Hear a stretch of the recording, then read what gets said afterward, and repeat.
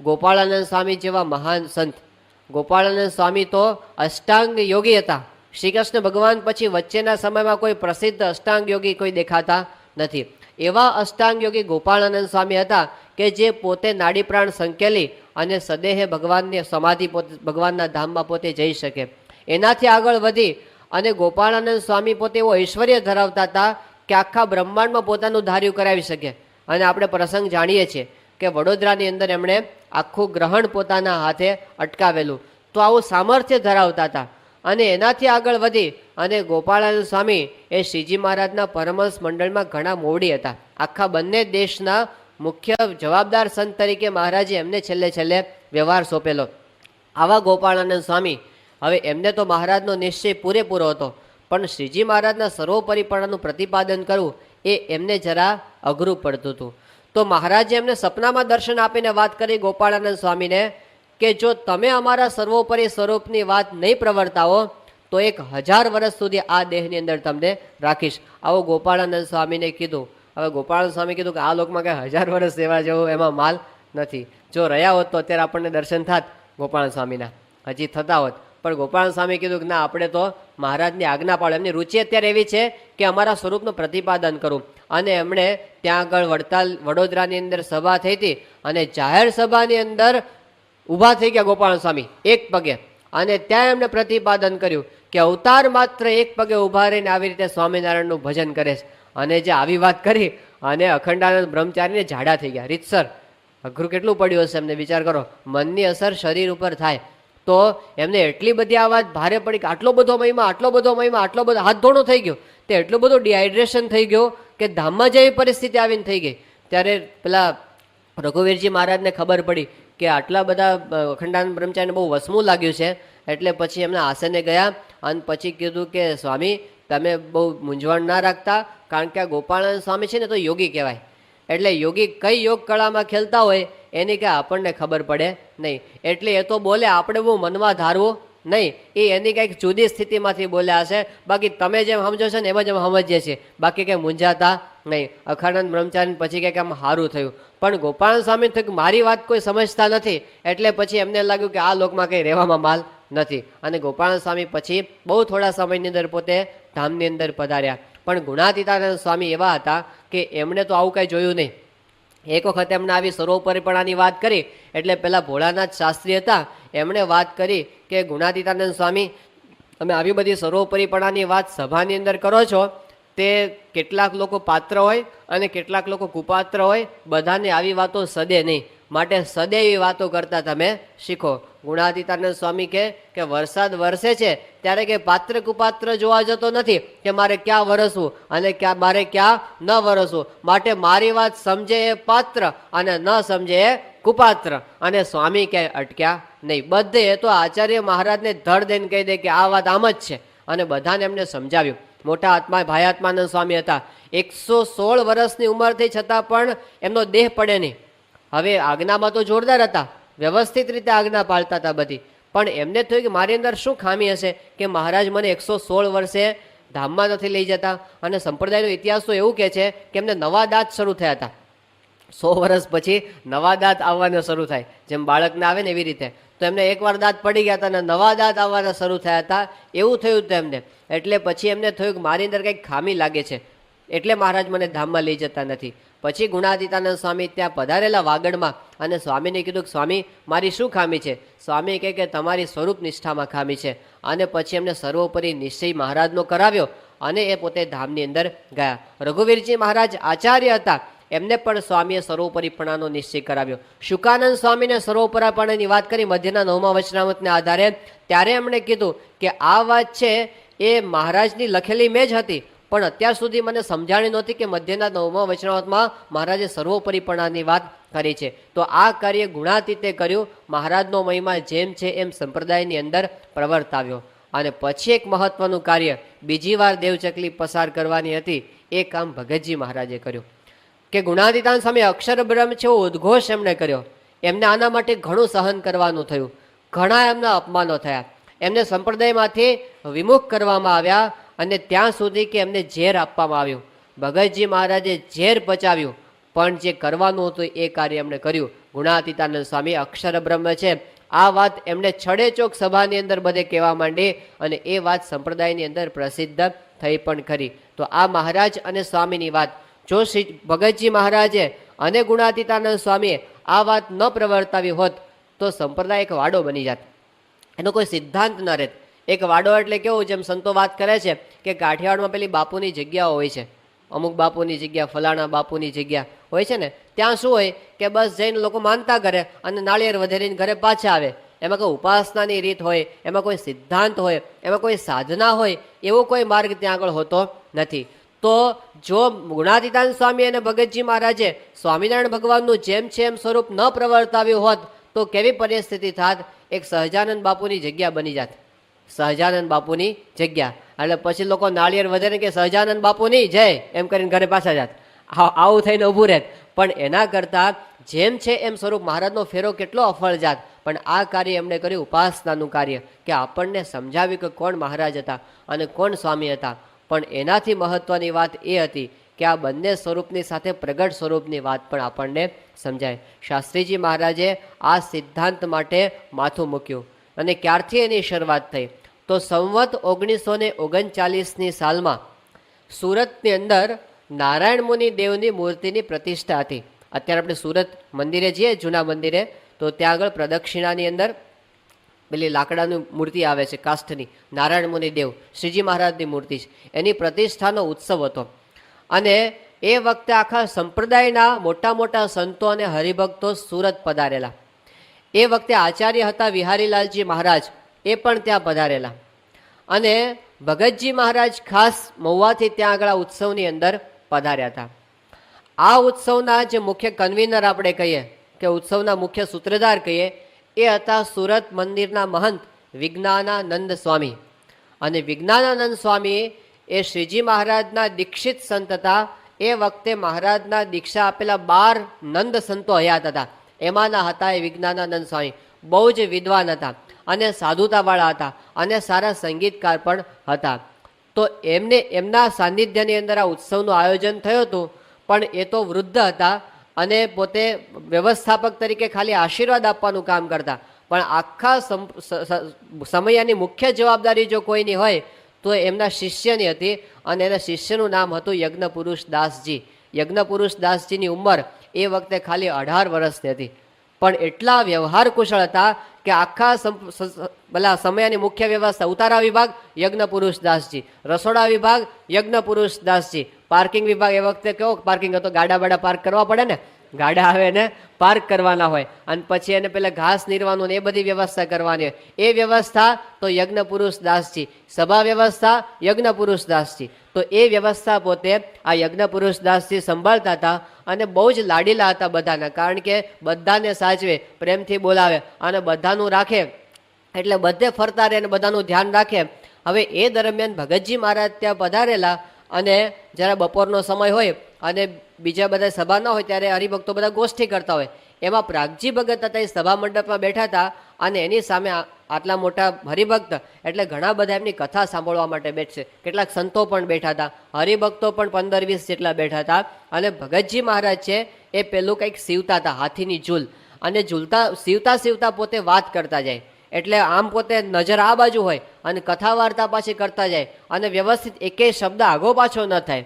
ત્યારે ત્યાંથી યજ્ઞપુરુષદાસજી આમ પસાર થયા અને એમણે આ દ્રશ્ય જોયું એટલે એકદમ સ્થિર થઈ ગયા. એક તો ભગતજી મહારાજની પ્રતિભા આવી, એમની સાધુતા આવી, એમની વાણી આવી, અને એમાં પાછું જોયું કે આ બે કામ એક સાથે કરે છે.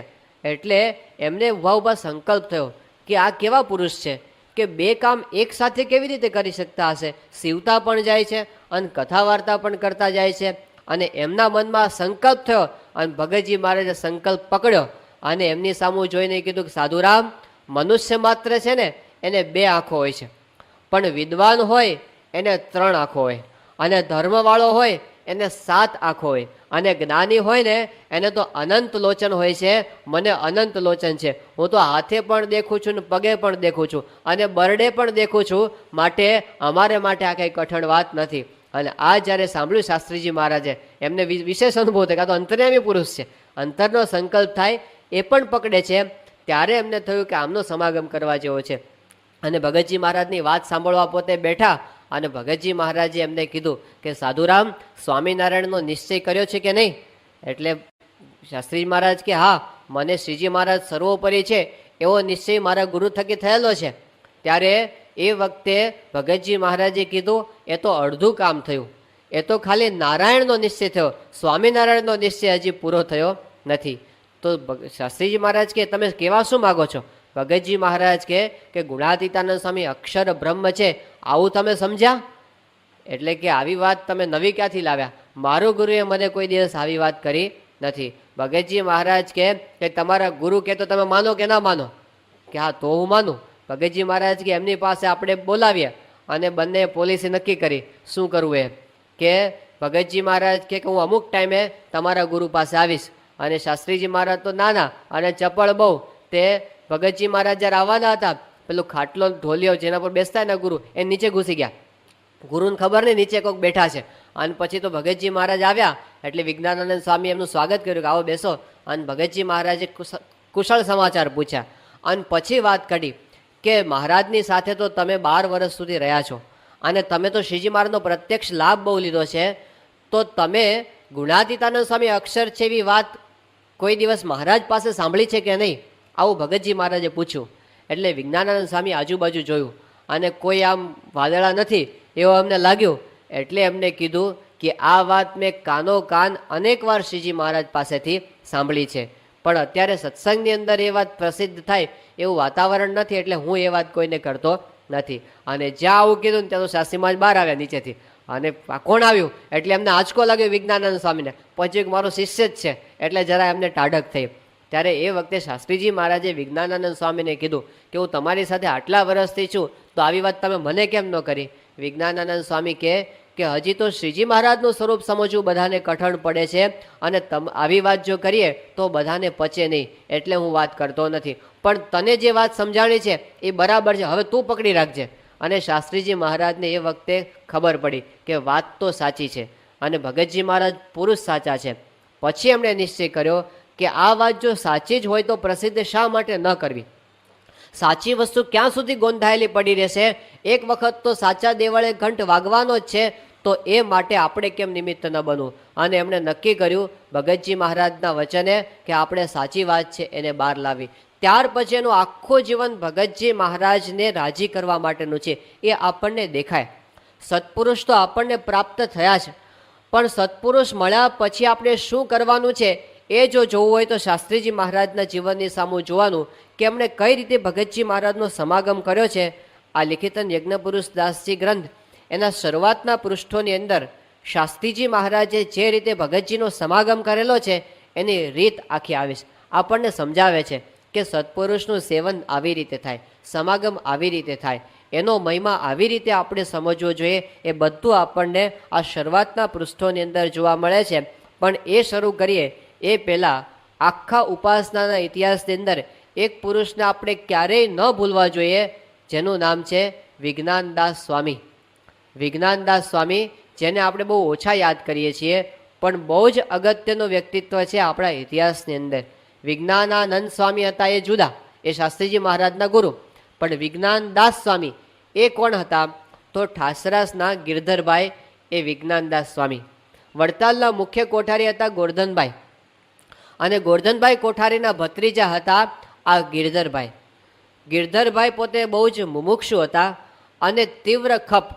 સંત સ્વામી એવું કહેતા કે ખપની મૂર્તિ જો સત્સંગમાં કોઈને જોવી હોય તો વિજ્ઞાનદાસ સ્વામીને જોઈ લેવા. ભગવાનને પામવાનો, આને આ દેહ કરીને સાક્ષાત્કાર કરવાનો એમનો એવો ખપ હતો. તો એમણે નક્કી કરેલું કે ગમે તેમ કરીને આ દેહ કરીને શ્રીજી મહારાજને પ્રાપ્ત કરવા વચનામૃત પોતે કાયમ વાંચતા. અને એ વચનામૃતમાં વડતાલનું 19મું વચનામૃત એમણે વાંચ્યું. એમાં એવી વાત આવી કે આ જીવને જ્યારે ભરતખંડને વિશે મનુષ્ય દેહ આવે ત્યારે ભગવાનના અવતાર કા ભગવાનના સાધુ એ જરૂર પૃથ્વી પર વિચરતા હોય. હવે એમને વાંચ્યું કે મહારાજે તેવું લખ્યું છે કે મહારાજ પૃથ્વી પર પ્રગટ જ હોય, તો અત્યારે ક્યાં હશે મહારાજ? એ એમને સંકલ્પ થયો. અને પછી એમને થયું કે આપણે આખા સંપ્રદાયમાં ફરવું અને બધે ફરીને તપાસ કરી લાવવી કે ક્યાં આગળ એવા સંત છે કે જેની અંદર મહારાજ પ્રગટ હોય. એટલે પછી વડતાલથી નીકળી અને અમદાવાદ ગયા. ત્યાં મહિનો દાડો રહ્યા અને મોટા મોટા સદગુરુઓનો સમાગમ કર્યો. કંઈ અંતરમાં શાંતિ થઈ નહીં. પછી ત્યાંથી ગરડા ગયા અને ત્યાં માના ભગત અને સિદ્ધાનંદ સ્વામીનો સમાગમ કર્યો, પણ ત્યાંય કાંઈ ટાઢું થયું નહીં. પછી જુનાગઢ ગયા. જુનાગઢની અંદર તો એને હતું કે આ બધા ગુણાતીતાન સ્વામીના મંડળના તો બંડિયા છે, એવી વાતો એમણે સાંભળેલી. એટલે બાલમુકુદાસ સ્વામી કે એ લોકોની સાથે તો બેસે નહીં, પણ ત્યાંય એમને કંઈ શાંતિ થઈ નહીં. પછી ત્યાંથી ગયા આ ભુજની અંદર, અને ભુજમાં એક અચ્યુતદાસ નામના એક સંત હતા, અને એવા હતા કહેવાય છે કે આત્માને અખંડ દેખતા એવી એમની સ્થિતિ હતી. એમનો સમાગમ એમણે મહિના દાડો સુધી કર્યો, પણ તોય મહારાજ અખંડ રહે એવું તો એમને કાંઈ સ્વરૂપ દેખાયું નહીં. એટલે બધેથી ફરી ફરીને 6 મહિને પાછા વડતાલ આવ્યા, અને ભગતજી પાછા આવ્યા એટલે ગોરધનભાઈ કોઠારીએ કીધું, ગિરધર તું આખા સંપ્રદાયમાં ફરી આવો તો તને શું મળ્યું કે? એટલે ગિરધરભાઈએ કીધું ઉદાસ થઈને કે મને તો એવું હતું કે એવા સંત મને મળે કે જેમાં શ્રીજી મહારાજ પ્રગટ હોય, પણ મને તો એવું ક્યાંય અનુભવ થયો નહીં. એટલે ગોરધનભાઈ કોઠારીએ કીધું કે ગિરધર આ તો બધી શાસ્ત્રોની વાતો કહેવાય, એ તો બધી સતયુગની વાતો જેવી કે બધી સાચી હોય નહીં. માટે તું છે ને ભજન કર, આ મૂર્તિમાં તો ભગવાન છે જ, અને મારી ભેગો કોઠારમાં કામે લાગી જા સેવાએ, અને તારું કલ્યાણ થઈ જશે. ગિરધરભાઈ એમ માને એમ હતા નહીં કે ના, મારે તો પ્રગટ શ્રીજી મહારાજને શોધવા છે. અને એમણે વડતાલની અંદર આપણે દર્શન કરીએ છીએ, પ્રથમ ખંડમાં હરિકૃષ્ણ મહારાજની મૂર્તિ શ્રીજી મહારાજની પોતાની પધરાવેલી, અને ત્યાં ઊભા રહીને એમને સ્તુતિ શરૂ કરી, અને એમને એવી ભક્તિ અને એમને એવો ખપ શ્રીજી મહારાજ મૂર્તિમાંથી પ્રગટ થયા, અને કીધું કે ગિરધર પ્રગટ ભગવાન તો આ ભગતજી મહારાજની અંદર છે, મહુવાના પ્રાગજી ભક્ત, એમ કહીને મહારાજ અંતર્ધાન થઈ ગયા. પણ આમને છે ને સાચું લાગ્યું નહીં.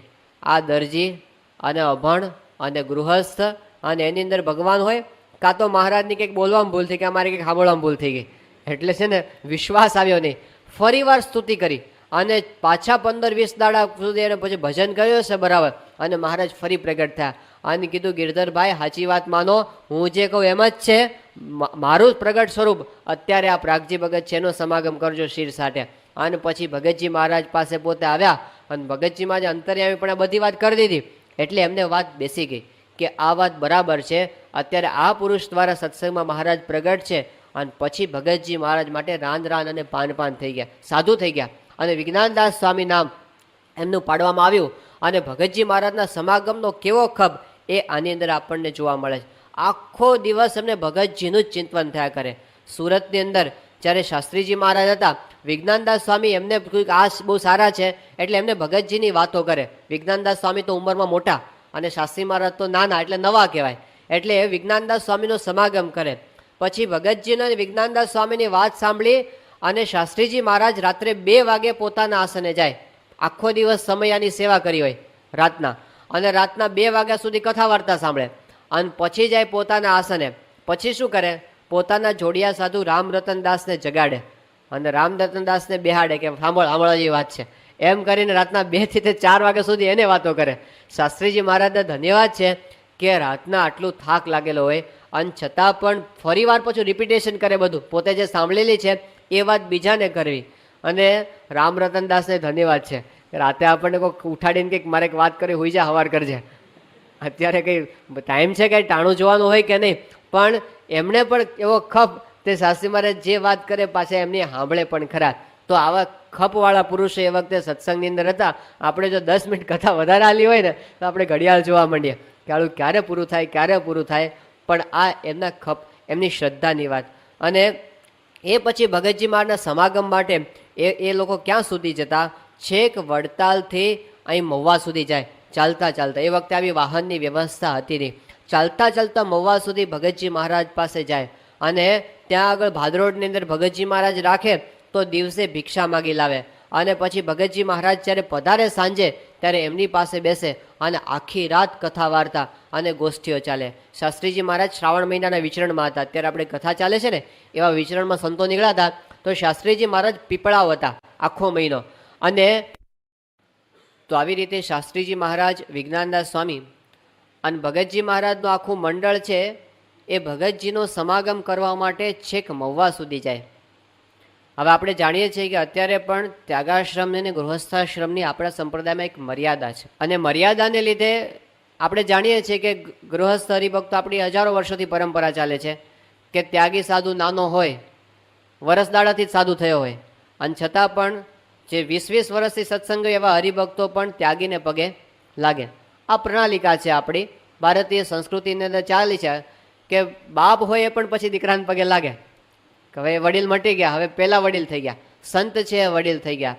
તો ત્યાગાશ્રમની આવી ગરિમા આપણે ત્યાં પહેલેથી ચાલતી આવે છે.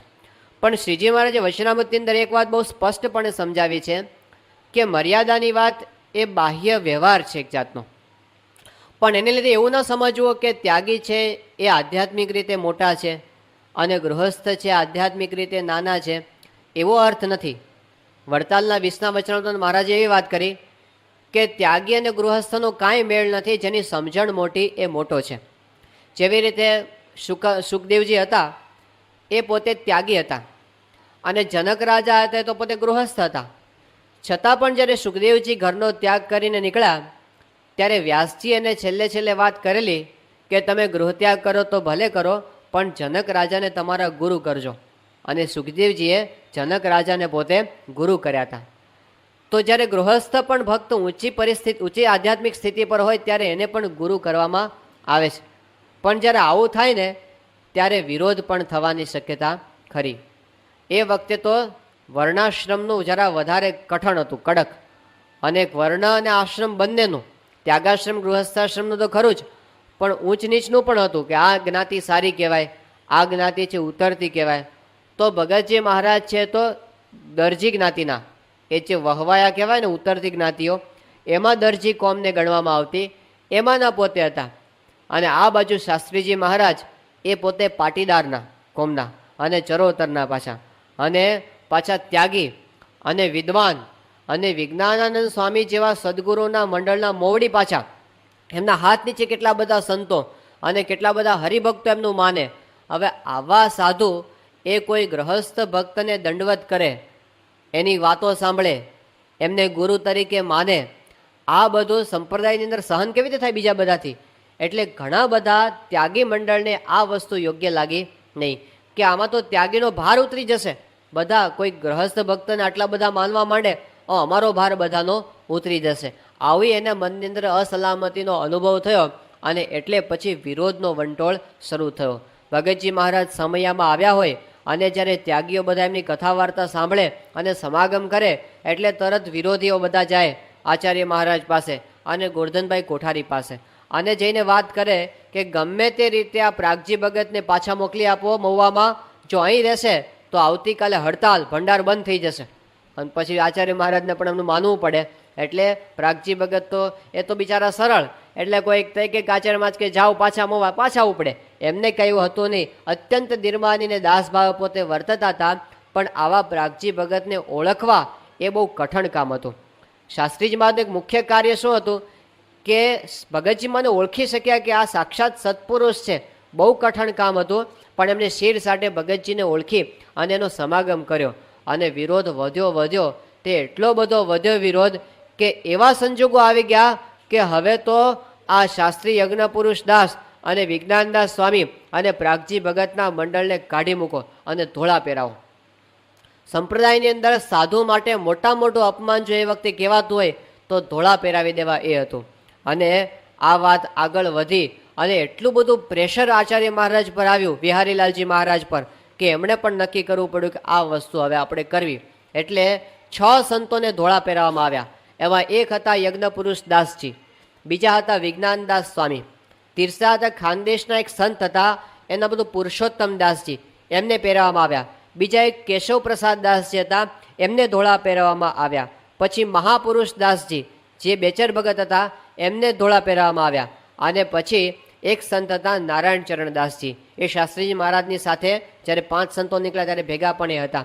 તો આ 6 સંતોને ધોળા પહેરાવવામાં આવ્યા અને એમને વડતાલથી બહાર કાઢવામાં આવ્યા.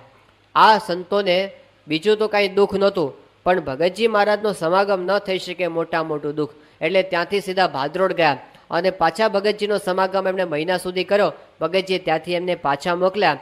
પણ આવી રીતે એમને સમાગમની અંદર વિરોધ થયો અને પછી એવું લાગ્યું બધા વ્યવહારો લોકોને કે આવી રીતે પણ આ લોકો ભગતજીને છોડશે નહીં, એટલે કીધું કે આને દૂર મોકલી દો અને આ શાસ્ત્રી યજ્ઞપુરુષ દાસ અને વિજ્ઞાનદાસ સ્વામી એ બેને જુદા પાડી દો અને એવા હેતુથી વિજ્ઞાનદાસ સ્વામીને છેક ખાનદેશમાં નાખી દીધા. ખાનદેશ એટલે મહારાષ્ટ્રના અંતરિયાળ પ્રદેશના ગામડા. એમને કોઈ દિવસ ત્યાંથી ગુજરાતમાં આવવાનું જ ન થાય અને પ્રાગજી ભગતનો સમાગમ જ ન કરી શકે એવા ખૂણાની અંદર એમને નાખી દીધા વિજ્ઞાનદાસ સ્વામીને. અને એમને જે પીડા થઈ, એમને પીડા એ જ હતી કે પ્રાગજી ભગતના દર્શન નહીં. એટલા બધા એ ભગતજી મહારાજની સાથે જોડાઈ ગયા હતા કે એમના દર્શન વિના રહી શકાય નહીં. એટલે એમને ત્યાં જે તલસાટ થયો અને જે અંદર ઉત્કંઠા હતી ભગતજીના દર્શનની, અમુક અમુક પત્રો એના પ્રાપ્ત થાય છે, એના ઉપરથી આપણને ખબર પડે. ઠાસરાના ગોવિંદલાલને વિજ્ઞાનદાસ સ્વામી એક કાગળ લખેલો છે અને એમાં એના અંતરની વેદના આપણને સંભળાય છે. એ લખે છે કે હવે તો દેહ પર્યંત ગુજરાતમાં અવાય એવું જણાતું નથી, બસ આમને આમ અહીં આગળ દેહ પડી જશે. એમ કરી અને પોતે ખરખરો વ્યક્ત કર્યો છે કે ક્યારે પ્રાગજી ભગતનો સમાગમ થાય. અને જ્યારે એમની અંતરની તાલાવેલી બહુ વધી ત્યારે એમને સંકલ્પ કર્યો કે હવે તો ગોપીઓની જેવું કરવું. ગોપીએ શું કર્યું હતું કે પોતાના કુળની મર્યાદા છોડી દીધી અને બધું છોડીને કૃષ્ણ ભગવાનની પાસે દોડી ગઈ. એમણે કીધું કે હવે સંપ્રદાયની બધી મર્યાદા તોડી અને ગોપીઓની જેમ પ્રાગજી ભગત પાસે પહોંચી જવું છે. આવો એમનો પ્રેમ હતો. કારણ કે અહીંયા આપણે પ્રસંગ સાંભળીએ છીએ કે ભગતજી મહારાજ ટ્રેનની અંદર બોરિયાવી સ્ટેશન આવવાના હતા અને વિજ્ઞાનદાસ સ્વામીને ત્યાં ખબર પડી વડતાલની અંદર કે પ્રાગજી ભગત આવ્યા છે. અને ખબર પડી એ સાથે એમને દોટ મૂકી સીધી ઓસરીની કોર ઉપર ઊભા હતા, ઝેર ઉપર, ત્યાંથી દોટ મૂકી છેક વડતાલથી બોરિયાવી સુધી દોડતા પહોંચ્યા. અને રાફતા આપતા રેલવે સ્ટેશને જ્યારે પ્રાગજી ભગતને દંડવત કર્યા અને ભગતજી મહારાજ એમને મળ્યા, પછી ભગતજી મહારાજે કીધું કે સાધુરામ, તમારું ગાતરિયું ક્યાં ગયું છે? ઉપરનું ગાતરિયું જ નહીં, એમને એમ દોડ્યા હતા. એ વખતે બીજા સંતોએ કીધું કે તમારા દર્શનની તાલાવેલી એવી હતી કે કપડું ઓઢવા પણ ઊભા રહ્યા નથી. આટલા ભગતજી મહારાજની સાથે આ સંતો પ્રેમથી જોડાઈ ગયા હતા, ભક્તિથી જોડાયા હતા. તો ભગતજી મહારાજના દર્શન માટેની એવી ઉત્કંઠા કે હવે તો આપણે દોડી જવું છે. અને એ વાત જ્યારે ભગતજી મહારાજને ખબર પડી ત્યારે ભગતજી મહારાજે એમની સામે કાગળમાં લખ્યું કે હવેથી એવો કાગળ લખવો નહીં. એમને શું લખ્યું હતું કે હવે તો આવી જ જવું છે એવું લખ્યું હતું. ભગતજી મહારાજ સામો જવાબ લખે છે, હવેથી એવો કાગળ લખવો નહીં અને 5 વર્ષ તમો ત્યાં રહેશો ને ભગવાન સારું કરશે અને જોગ આપો તે સ્વામિનારાયણના હાથની અંદર છે. ભગતજી મહારાજે ઠંડુ પાણી રેડી દીધું પણ એમને આવવાની અહીં આગળ મનાઈ કરી દીધી. એટલે પછી એમને ભગતજી શાસ્ત્રીજી મહારાજ અને બીજા જે મંડળના ભક્તો હતા એમના ઉપર કાગળ લખે કે તમે મારા વતી લાભ લેશો. અને આ બાજુ શાસ્ત્રીજી મહારાજ એમને ભગતજી મહારાજના દર્શનને એટલે એમને ઉત્કંઠા થઈ જબરજસ્ત. નડિયાદની અંદર શાસ્ત્રીજી મહારાજ બિરાજમાન હતા અને અહીંથી એક કાગળ લખે છે મહુવા ભગતજી મહારાજની ઉપર. શાસ્ત્રીજી મહારાજ લખે છે કે બીજું, આપનો સમાગમ કરવા અને દર્શન કરવા તે તો શ્રીજી મહારાજ કરાવે ત્યારે, પણ કાગળ દ્વારા પૂછીએ તેનો જવાબ કૃપા કરીને આપશો. ભગતજી મહારાજ દર્શન તો ન કરવા દે, કાગળનો જવાબ ન લખે. વિચાર કરો કેવું થાય. જે ભગતજી મહારાજ માટે જ જીવતા હતા એવા સંતોને ભગતજી સામો કાગળ પણ ન લખે અને છતાંય આ સંતોને ભગતજીનો એવો ને એવો મહિમા. તારીખ 11/8/1896 એ દિવસે મહેમદાબાદથી મહુવા એક કાગળ લખે છે શાસ્ત્રીજી મહારાજ. લખે છે કે હમારે આપના દર્શન થયા તેને આજ રોજ 2 વર્ષ પૂરા થયા. ત્યાર પછી આપનો સમાગમ નથી, તેમજ દર્શન પણ નથી, માટે દયા કરી દર્શન સમાગમનું સુખ આપશો. પછી લખે છે કે અંતરમાં આપના વિયોગથી બિલકુલ શાંતિ નથી, માટે દયા કરી શાંતિ થાય તેમ આપ કાગળ લખી મોકલશો. બીજું, અમારે તમારો આધાર છે ને તમારે વિશ્વાસે બેઠા છીએ તો અમોને અખંડ ભગવાન સાંભળે તેમ કરશો. આ શાસ્ત્રીજી મહારાજનો ભગતજી પ્રત્યેનો ભાવ કે તમારા દર્શન વિના શાંતિ નથી, તમારા વિના અમારાથી રહેવાતું નથી. કૃપા કરીને એકવાર દર્શનનો યોગ થાય એવું તમે કરી આપો. અમારો તો તમે જ એક આધાર છો, બીજો કોઈ આધાર નથી. શાસ્ત્રીજી મહારાજ સિંહ જેવા પુરુષ હતા. એ છે ને કોઈની આગળ અમથું નમતું મૂકે એવા હતા નહીં. જે વાત સિદ્ધાંતની હોય એમાં નમતું ના મૂકે, એમાં સ્પષ્ટપણે કહી દે. નાની ઉંમર હતી, શાસ્ત્રીજી મહારાજ 14 વર્ષના હતા અને એમની પ્રતિભા એવી હતી કે બધાને જે શાસ્ત્રીજી મહારાજને મળે એ બધાને એમ થાય કે આ પુરુષ કંઈક અલૌકિક છે. એટલે આચાર્ય મહારાજે જ્યારે એમને જોયા ત્યારે એમને થયું કે આ છોકરો જો મારી પાસે રહેતો સારું. એટલે એમને વિનંતી કરી કે તમે છે ને સાધુ થવાનો વિચાર છોડી દો અને મારા સેવક તરીકે મારી સાથે રહો. આવી વિહારી લાલજી મહારાજે ઓફર મૂકી. બહુ જ મોટી ઓફર કહેવાય. આચાર્ય મહારાજની ભેગું ફરવા મળે અને બધા માન સન્માન અને સારા સારા પદાર્થોનો યોગ, આ બધું મળે. પણ શાસ્ત્રીજી મહારાજે આચાર્ય મહારાજને ધડ દઈને મોઢે કહી દીધું કે મારે તો સાધુ થવું છે, પણ તમારી ભેગા રહેવું નથી. આચાર્યને ના પાડી દીધી. ત્યારે આચાર્ય મહારાજે જરા કડકપાઈ વાપરી કે તમને હું મારા એકેય મંદિરમાં નહીં રહેવા દઉં. ના રહેવા દો તો કંઈ નહીં, પણ તમારા સેવકથી મારે રહેવું નથી. આવું શાસ્ત્રીમાં 14 વર્ષની ઉંમરના છોકરાને શું ભાન હોય? પણ એમને સ્પષ્ટપણે કહી દીધું. વિજ્ઞાનાનંદ સ્વામીના મંડળમાં જ્યારે પોતે જતા હતા, ગોરધનભાઈ કોઠારીએ આ જોયું અને એમને થયું કે આ છોકરો બહુ ચપળ છે અને હોશિયાર છે, અને જો મારી સાથે કોઠારમાં મદદ કરવા માટે આવી જાય તો મને બહુ અનુકૂળતા આવે. એટલે એમણે એનો હાથ પકડ્યો અને કીધું કે તમે મારી સાથે રહો ને. ત્યારે એ વખતે શાસ્ત્રીજી મહારાજ આ ડુંગર ભગત નાના આવ્યા અને એમણે એમને કીધું કે મારે તો સાધુ થવું છે, પણ તમારે હાથ છોડીને ભાગી ગયા, ઊભા જ ન રહ્યા ત્યાં આગળ. કોઠારી બેચર ભગત હતા. હવે કોઠારી બેચર ભગત એ વખતે આચાર્ય ગોરધનભાઈના મુખ્ય મદદનીશ તરીકે હતા. આખા વડતાલમાં એનો પાવર ચાલે. એટલે એમણે ઓફર મૂકી કે અલા ડુંગર, તું મારી ભેગો રહે ને સેવા કરવા માટે. એટલે ડુંગર ભગતે એને તો મોઢે જ લગાવી દીધું કે મારે પાળા થવું નથી, પણ મારે સાધુ થઈને મોટા સંતની સાથે રહેવું છે. એટલે આમને જરા હળહળતું અપમાન લાગ્યું, કારણ કે પોતે પાર્ષદ હતા અને આમ ધોળા બગલા જેવા કપડાં પહેરે અને રજોગુણે એમનો ઠાઠ, એટલે એમની પર્સનાલિટી બહુ પડે. તો એમને જ્યારે આવું કીધું ડુંગર ભગતે, એટલે તો મારી સામે બોલે છે. પછી એને કીધું કે અંતરથી સાધુ થા, બાકી લુગડાથી સાધુ થવાતું નથી. આવું જ્યારે ડુંગર ભગતને કીધું, ડુંગર ભગતે હામું કીધું તમે પહેલાં સાધુ થાવ પછી મને કહેવા માટે આવો છો. બાકી એ કોઈના ગાંજા જાય એવા હતા નહીં. પણ આવા શાસ્ત્રીજી મહારાજ એ ભગતજી મહારાજ પાસે દાસાનું દાસ થઈને વર્તે, હાથ જોડીને રહે. એની પાસે પોતે વિનંતી કરે કે તમારા દર્શનનો એકવાર યોગ મને આપો. રાજકોટની અંદર શાસ્ત્રીજી મહારાજ બિરાજમાન હતા. તારીખ 4/7/1997 આ દિવસ હતો અને એ 1897. અને એમણે એક કાગળ આ નડિયાદના એક હરિભક્ત હતા ઝવેરીલાલભાઈ, એમના પર લખેલો છે. ઝવેરીલાલભાઈ નડિયાદના પાટીદાર આગેવાન ભક્ત હતા અને ભગતજી મહારાજને શિષ્ય હતા. એમનું નામ મોટું કહેવાય. એ જો બોલે તો આચાર્ય મહારાજને પણ એનું માનવું પડે, આવો ઝવેરીલાલભાઈનો પ્રભાવ હતો. તો શાસ્ત્રીજી મહારાજ ઝવેરીલાલભાઈને વિનંતી કરે છે કે તમે આચાર્ય મહારાજને એવું કહો કે ભગતજી મહારાજને સમયા ઉપર બોલાવે તો અમને એમના દર્શનનો લાભ મળે. શાસ્ત્રી મહારાજ કહે છે કે બીજું પોર ગઢપુર પધાર્યા હતા તેને 12 માસ થઈ ગયા છે. ભગતજી મહારાજ ગયા વર્ષે પધાર્યા ગઢપુર, 12 મહિના થઈ ગયા, પછી પાછા એમને દર્શન થયા નથી. માટે જૂનાગઢ આવે તો ઘણું સારું એમ અમને અખંડ રહ્યા કરે છે. વળી અહીંયાના પણ હરિભક્તોનો ઘણો આગ્રહ છે, પણ તે લોકોને ઉઘાડા ઉઠીને આચાર્ય મહારાજને કહેવાની મેં ના પાડી છે, કારણ કે હું અહીં રહ્યો અને એ કહે તો મારા પર નિમિત્ત આવે. માટે આ ફેરે જૂનાગઢમાં ભગતજીને બોલાવવા, તેમાં તમે ગુજરાતના હરિભક્તો દ્વાર છો, તેથી અમારા જેવા ગરીબ અને પરાધીન કેટલાક ત્યાગીઓને પણ સમાગમ અને દર્શન થાય. શાસ્ત્રીજી મહારાજ વિનંતી કરે છે કે રાજકોટના હરિભક્તો એમને જો હું કહું અને આચાર્ય મહારાજ પાસે એ જો રજૂઆત કરે તો આચાર્યને શું થાય કે આ યજ્ઞપુરુષ દાસજીએ ચડાવ્યું છે ને એટલે બોલે છે. માટે હવે શાસ્ત્રીજી પોલિસી કરી કે તમે કરો કંઈક. ગુજરાતના હરિભક્તો એવું કહો કે ભગતજી મહારાજને બોલાવે આચાર્ય મહારાજ આ જૂનાગઢના સમયમાં, તો અમે પરાધીન, શાસ્ત્રીના શબ્દો સાંભળો, અમે પરાધીન અને ગરીબ એવા ત્યાગીઓને પણ દર્શનનો લાભ મળે.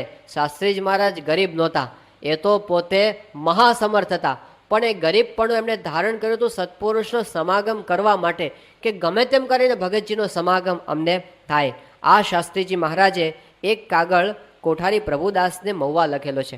ભગતજી મહારાજની અંતિમ બીમારી હતી અને કોઠારી પ્રભુદાસ એ ત્યાં આગળ શાસ્ત્રીજી મહારાજનો અને ભગતજી મહારાજની અંતિમ સેવા કરવા માટે ગયા હતા. શાસ્ત્રીજી મહારાજના વાતની ખબર હતી અને કોઠારી પ્રભુદાસનો જ્યારે રિપોર્ટ આવ્યો કે ભગતજી મહારાજની આવી પરિસ્થિતિ છે અને અમે આવી રીતે સેવા કરીએ છીએ, તો જવાબની અંદર શાસ્ત્રીજી મહારાજ જે શબ્દો બોલે છે, એક એક શબ્દની અંદર આપણને વેદના દેખાય છે શાસ્ત્રીજી મહારાજની. કે છે કે બીજું, આ વખતે આપ સર્વે એકદમ ભગતની સેવામાં પૂગી ગયા, તે આપના પુણ્યનો કોટી જન્મે પણ પાર આવે એમ નથી. અમે તો વર્ણાશ્રમની જાળમાં જેમ ઢોર બંધાય તેમ બંધાઈ રહ્યા છીએ ને આપે તો શૂરવીર થઈને શિરસાટે સેવા કરી, માટે આપની ચરણની રજ અમને મળે એવા આપ સર્વે પાસે આશીર્વાદ માગું છું. ભગતજી મહારાજની સેવા કરે, એના ચરણની રજ મને મળે, એવા આશીર્વાદ હું માગું છું. કેટલો સત્પુરુષનો મહિમા શાસ્ત્રીજી મહારાજ સમજતા હશે. શાસ્ત્રી મહારાજ કહે છે કે કાગળ નિત્ય એક કૃપા કરી લખો તો ઘણું સારું. રોજ એક કાગળ લખજો. શાસ્ત્રી મહારાજ એવું કહે છે, કાગળ નિત્ય એક કૃપા કરીને લખો તો ઘણું જ સારું. અમે તો અભાગ્યા તે એ લીલા જોવા વખત નથી આવ્યો, પણ કૃપા કરી પત્ર દ્વારે સુખ આપશો. ભગતજી મહારાજનો સમાગમ તમે કરો છો તો અમને થોડું લાભ મળે. આપણે તો પ્રકાશની અંદર રિપોર્ટ આવ્યો હોય ને એમને પડ્યો રહે. પ્રકાશની અંદર સ્વામીશ્રીના વિચરણનો રિપોર્ટ આવતો હોય છે, પણ આપણે પેલું હોય છે ને પસ્તી પ્રોજેક્ટ ચાલે છે, નડિયાદમાં ચાલે છે કે નહીં? હા, અમદાવાદમાં બધે ચાલે છે, અહીં પણ ચાલતો હશે. તો પસ્તી પ્રોજેક્ટમાં ઘણી વખત શું થાય, સ્વામિનારાયણ પ્રકાશ છે ને રેપર સાથે એમને આવે, જેવા આવે છે ને તે અક્ષરપીઠમાંથી એવા ને એવા રેપરની સાથે આ પસ્તીમાંથી બહાર નીકળે, સાવ નવા, જરાય પાનું જૂનું ન થયું હોય. તો આપણને તો રિપોર્ટ લખીને ખાસ મોકલે છે.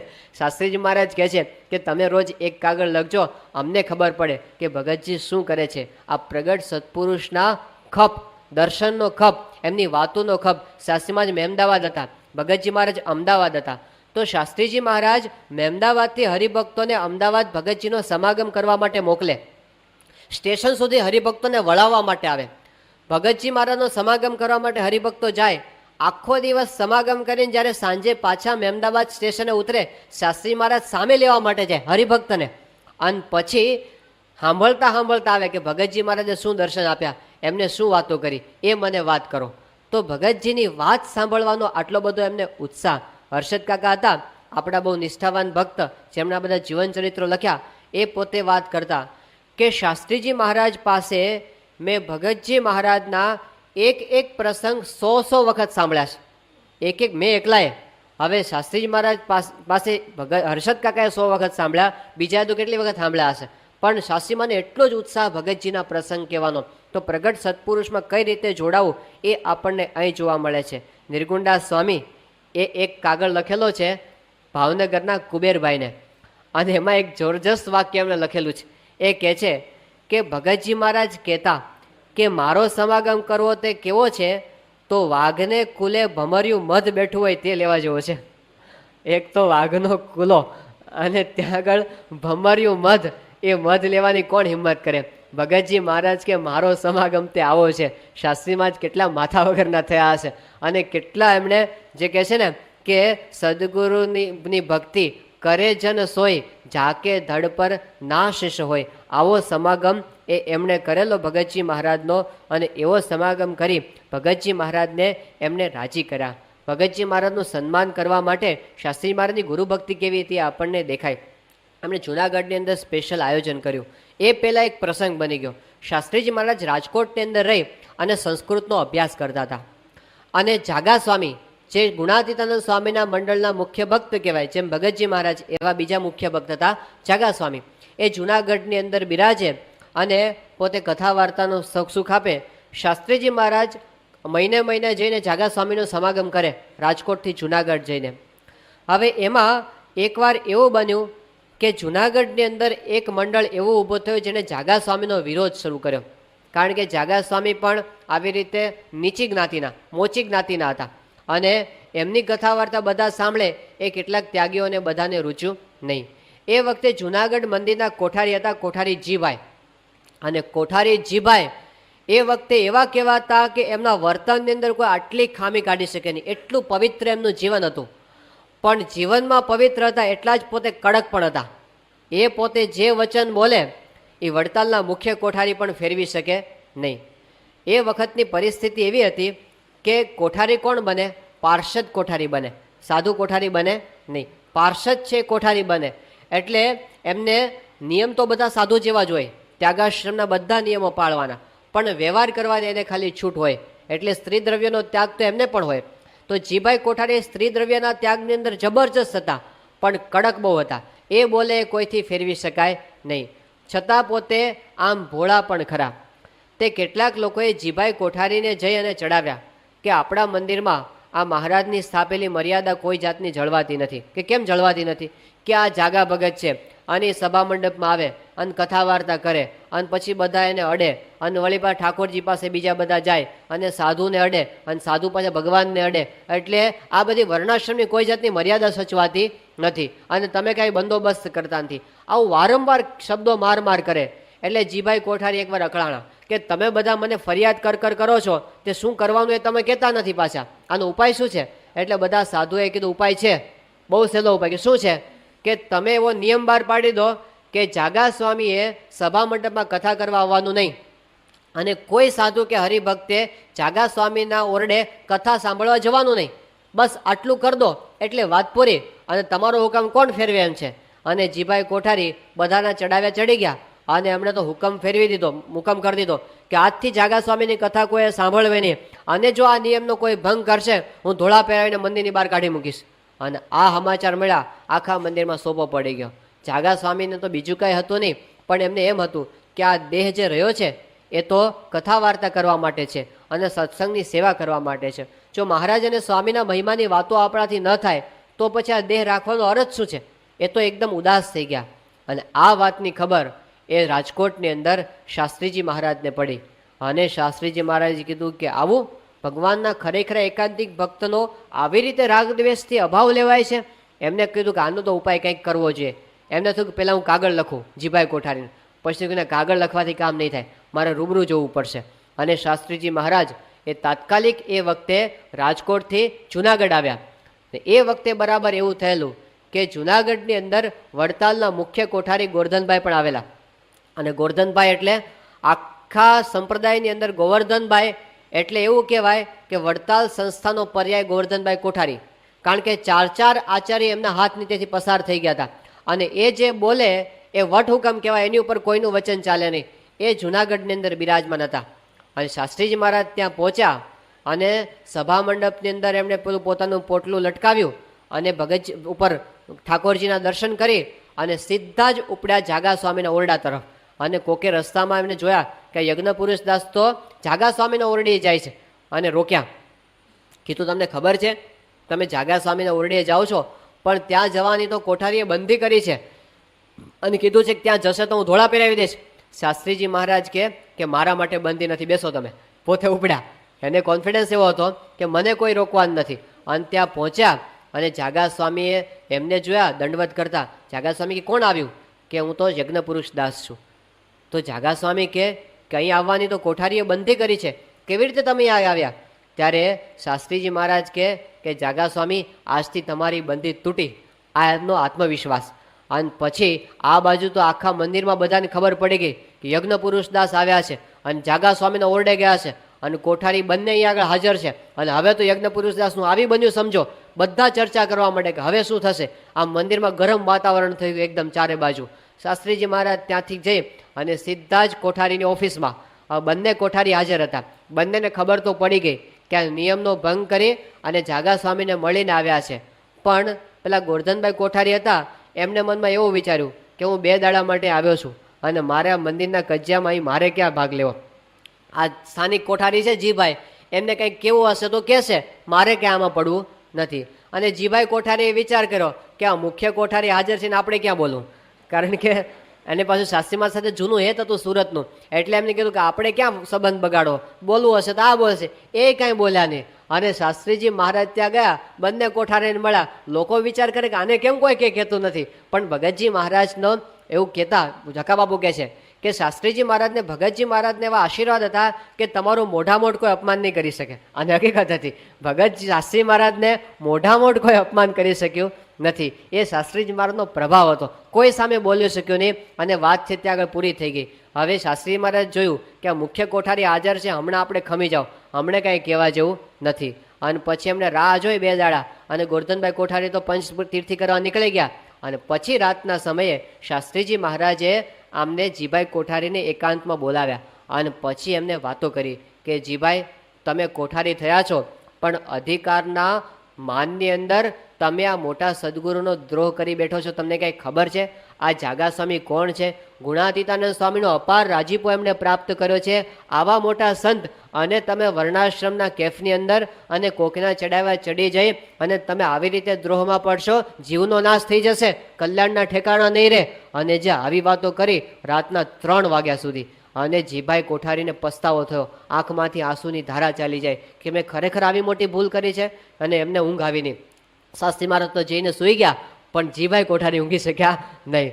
અને પછી તો પોતે સવારે નાહી ધોઈ પૂજા કરી અને સીધા જ હાથમાં એક પેલું નાળિયેર લીધું અને શ્રીફળ સાથે પેલું સાકરનો પડો લીધો અને એક ધોતિયું લીધું અને જાગા સ્વામીના ઓરડે જઈને દંડવત પર દંડવત, દંડવત પર દંડવત. જાગા સ્વામી કે કોણ આવ્યું છે?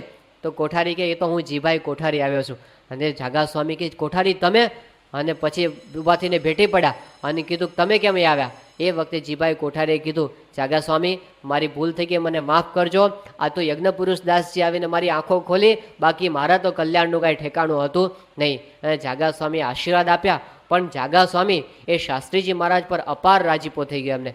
એમને થયું કે આને હું શું આપી દઉં, આ યજ્ઞપુરુષ દાસજીને હું શું કરી દઉં. અને આમ રાહ જુએ કે હમણાં યજ્ઞપુરુષ દાસજી આવશે, આમ જાળી પકડીને ઊભા હતા અને હમણાં આવશે.